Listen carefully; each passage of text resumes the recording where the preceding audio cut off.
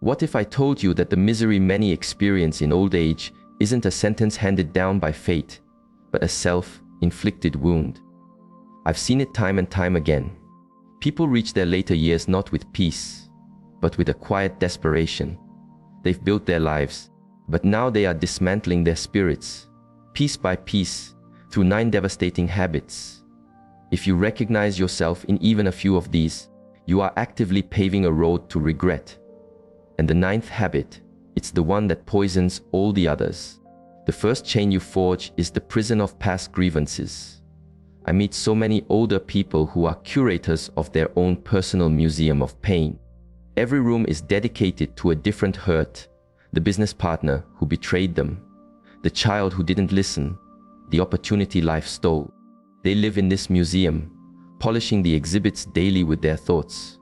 But let me be blunt. Carrying a grudge is like carrying a backpack full of rocks from a path you left decades ago. It doesn't slow down the people who gave you the rocks. It only breaks your own back, right here, right now. The bitterness you feel is a venom that only you are drinking. The people you resent have likely moved on. Maybe they don't even remember. You, however, are choosing to make the past your present day roommate, and it is a terrible one. The ones who find peace in old age aren't those who were never wrong. They are the ones who learned to put the backpack down, not because the rocks weren't heavy, but because they decided their own journey forward was more important. Forgiveness is not a gift you give to others. It is the key you use to unlock your own cage. The second chain is the slow drift into irrelevance we call isolation. So many people mistake withdrawing from the world for gaining control over it. They say no to dinners, ignore phone calls, and let friendships wither, telling themselves it's simpler this way. But a ship that cuts its own anchor line during a storm isn't becoming free, it's becoming lost. Humans are not built for solitude. Connection is the electricity that keeps the lights on in your soul. Each time you choose to be alone when you could be with others, you dim that light just a little more. I've seen people in apartments that are shrines to a life that's over, surrounded by photos of people who no longer call. They tell themselves they don't want to be a burden, but what they're really saying is they're afraid to admit they still need to love and be loved. The wisest elders I know treat their relationships like a garden. They water them, they tend to them, they know that the harvest of joy, support, and meaning is worth the effort. They understand that being a part of a community isn't a sign of weakness, it's the ultimate source of strength. The third chain is mental retirement. This is when you allow your mind, the most powerful tool you have, to rust. People stop learning, stop questioning, stop being curious the day they leave their job, and then they wonder why a fog descends upon their life. Your brain doesn't have an expiration date, but you can choose to fire it from its duties. When you stop feeding it new challenges, it starts to cannibalize itself, chewing on old worries and fears. You become rigid, defensive, a relic of a person you used to be. The most alive older people I know are perpetual apprentices of life. They're learning to use a tablet, arguing about a new book, or planning a trip to a place they've never been. They know that curiosity is the anti-aging cream for the spirit. Keeping your mind engaged isn't about staying young, it's about staying you. It's about ensuring that the person you are on your last day is more interesting and full of wonder than the person you were at 50. The fourth chain is the treaty you sign with physical decay. I see people surrender to every ache and pain as if it were destiny. They treat their body like an old car they're just waiting to send to the junkyard. They stop moving, accept weakness, and then complain that life is a physical burden. Let me tell you a hard truth: your body is the only home you will ever truly own. Are you being a good landlord, or are you letting it fall into ruin? Much of what we call aging is simply the accumulated result of neglect. It's the rust that builds up from lack of use. I have seen 80-year-olds with more vitality than 50-year-olds. The difference wasn't their genes, it was their standards. They refused to accept decline as inevitable. They chose to walk when it was easier to sit. They understood that caring for their body wasn't about vanity, it was about freedom. The freedom to be independent, to play with grandchildren, to walk in nature, to simply exist without constant pain. The fifth chain is the abdication of purpose. Retirement for many becomes a retirement from meaning. After decades of being someone, a manager, a teacher, a parent, they suddenly become no one.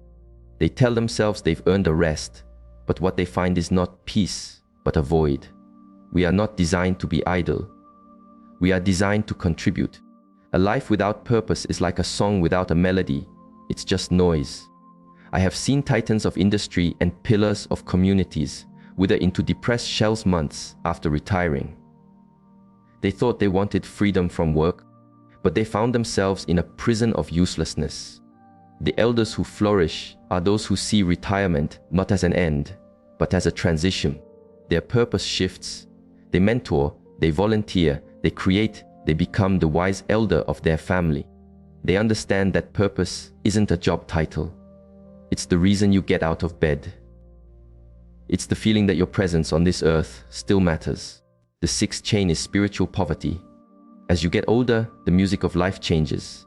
The loud, fast beat of ambition and acquisition fades, and a quieter, more profound melody begins to play. This is the melody of meaning, of mortality, of what lies beyond. If you have spent your whole life focused only on the material world, this new music is terrifying. Without an inner anchor, the big questions of life, who am I? What was it all for? What comes next? Can create a storm of fear that wrecks your final years. I've sat with people surrounded by wealth who felt utterly bankrupt in spirit, terrified of the silence that was descending. The wise elders, however, have cultivated their inner world. Whether through faith, meditation, nature, or philosophy, they have built a spiritual foundation. This doesn't mean they have all the answers. It means they have become comfortable with the questions. It allows them to face the end not with terror, but with a sense of peace and completion. The seventh chain is financial self-sabotage. This is the brutal, practical mistake of arriving at your destination with an empty gas tank. People spend 40 years trading their future peace for today's trinkets, living on the edge, assuming later will take care of itself. But later always arrives, and it is a cruel master to those who are unprepared. Financial security in old age is not about luxury. It's about dignity. It's about not having to choose between medicine and a warm meal. It's about not becoming a source of anxiety for your children. It's about owning your final years, not being owned by your bills.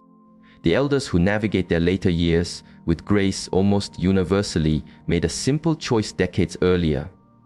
They chose to be the master of their money, not its slave. They understood that financial discipline isn't about depriving yourself. It's about giving your future self the gift of peace. The eighth chain is making an enemy of death. Our culture treats death like a failure, something to be hidden, and fought to the last desperate breath. But running from death is like running from your own shadow. It's a frantic, exhausting race you are guaranteed to lose. The greatest suffering I see at the end of life is not from physical pain, but from spiritual unpreparedness. People who have never made peace with their own mortality face it with a terror that poisons their every remaining moment. But the ninth and final mistake, the one that makes all the others inevitable, is the failure to understand what aging is for. The ultimate tragedy is to see old age as a process of becoming less, when it is truly a process of becoming more. You are not fading away, you are becoming concentrated. Like a fine wine, your experiences, your joys, your sorrows, they have all distilled down into a potent, unique essence. Your wisdom, to fight this, to cling to youth, to see your wrinkles as a defeat rather than the beautiful map of a life fully traveled. That is the final, most devastating mistake. The people who inspire us in old age are not the ones who look young. They are the ones who have become magnificently old. They wear their years like a crown because they finally understood that the entire point of living a long life is to become the wisest, truest, most complete version of yourself.